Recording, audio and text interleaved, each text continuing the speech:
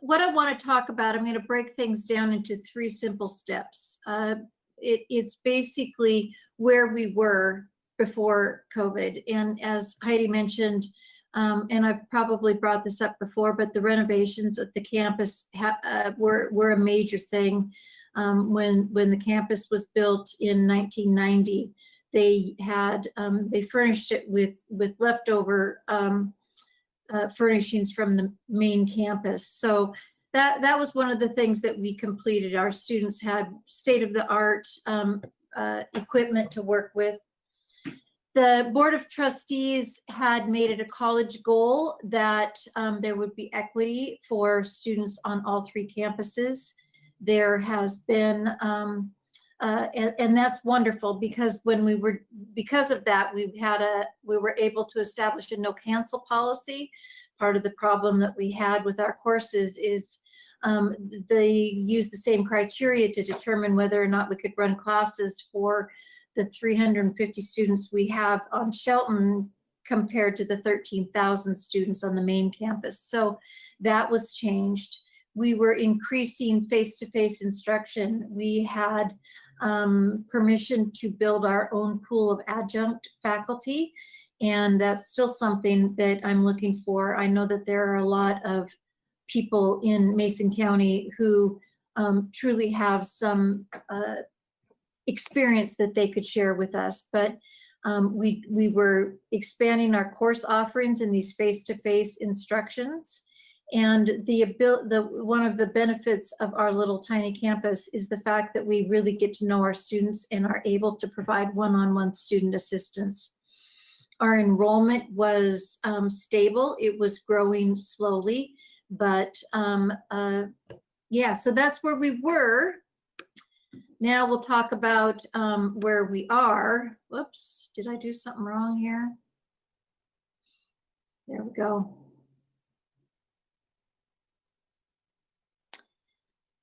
Oops.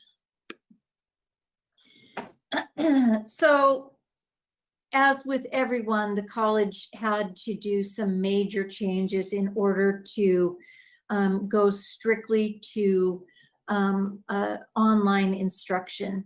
It was a big thing, but we determined early on that we would offer all courses online for fall quarter, and we're starting that in 2 weeks. The State Board of Community and Technical Colleges had a list from all 34 colleges that they proposed to the governor for some face-to-face clinicals and labs that were approved. So we do have some. For example, our welding students are able to come on campus, small groups at a time, and our nursing assistant certification students are able to do their clinicals. So that's a real benefit to be able to get the students the experience that they need. Every office on the campus has gone virtual. So we are running our offices from 8 a.m. to 4:30 p.m. We have Zoom meetings set up. We work, they call it the Ranger Station, and students can get in there and they can get help with their financial aid, their advising, their registration, all of that kind of stuff. We are all doing virtually. There are budget concerns for the community colleges.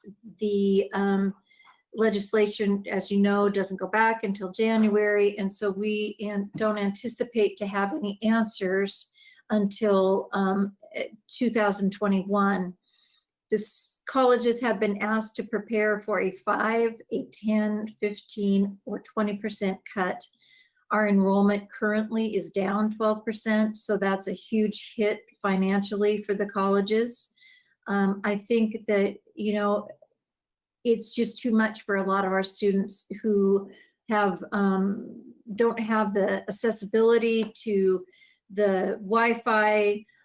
Olympic College is loaning computers and hotspots to students in order to make it possible, but I think that it's just so overwhelming for so many students who are also raising children and have all of those things that they have to contend with. During all of this, at the same time that we went on lockdown, we were going through what we call the CTC link, which is a community college computer system. We were using a computer system from the 80s, and the conversion has been difficult, to say the least. We are the third set of colleges in the system to do this, and it is improving, but the transfer of information from the old system to the new system did not necessarily go very well. We are very fortunate that we have the CARES Act money. The OC got $3 million from the Coronavirus Aid, Relief and Economic Security Act. It provided budgetary relief to the higher ed, and at least 50% of this funding is used to provide direct financial support to colleges. So we were, and each college was left to determine how they would use it. So what we decided is that we would provide $500 to each student who would be taking 5 credits or less, $750 to students with 6 to 11 credits, and $1,000 to students who are full-time. And that they can use that in any way that they can. We have students who are sitting in their cars in our parking lots to use our Wi-Fi, which we boosted in order to take their classes. It's just such a real difficult time for everyone.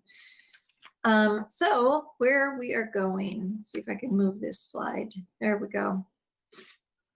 So we have over 1,000 online courses, and I have to tell you that from the Shelton perspective, in some ways, this has really been beneficial to our Shelton students, because suddenly everything is equal to all students on all 3 campuses. Everything is open.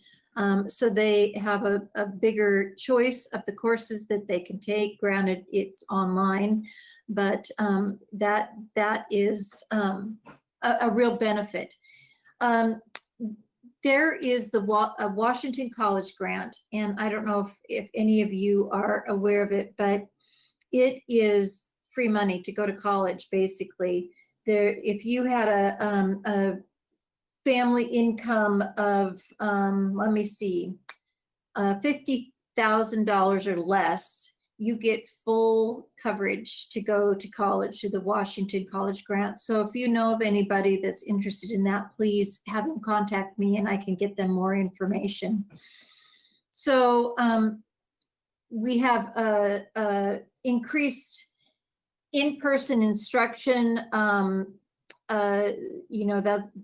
and have innovative new courses that we're offering.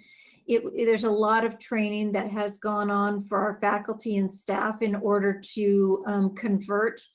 And, we are working desperately to continue to support our students and the community. One of the things that we're working on right now for the Shelton campus is partnering with the Y to maybe provide, we're working on it, daycare for up to 30 children on our campus, because we have empty buildings, and it would be a great benefit, I think, to our community partners. So I think that's about it for me. I don't think, so if you have any questions, let me know.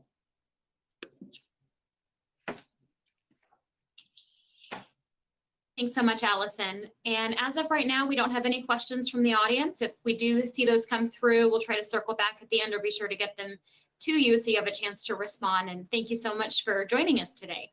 Mm-hmm.